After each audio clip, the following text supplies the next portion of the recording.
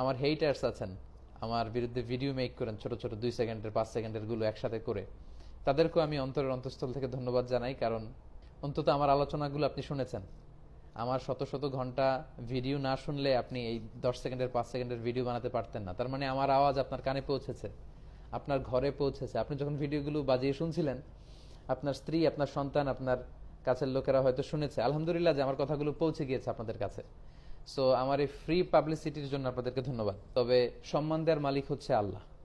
এটা আমার প্রতিও নসিহাত, আপনাদের সকলের প্রতি নসিহাত যে অত ইজ্জু মান তাশা ওয়া তুযিল্লু মান তাশা বিয়াদিকাল খাইর। আল্লাহ সম্মান দিয়ে থাকেন, আল্লাহ অপমান করে থাকেন। সো আমরা যেন সম্মান আল্লাহর কাছে চাই, আমরা যেন কনস্ট্রাকটিভ কাজ করে সমাজে ভালো অবদান রাখতে পারি, আমরা যেন কারোর পিছু লেগে না থাকি। আশা করি সবাই বুঝতে পেরেছেন। I love you all. আপনাদের সবাইকে আমি ভালোবাসি আল্লাহর জন্য। উহিব্বুকুম ফিল্লাহ। আমাদের এই ভালোবাসা শুধু যেন হয় মহান রবের জন্য।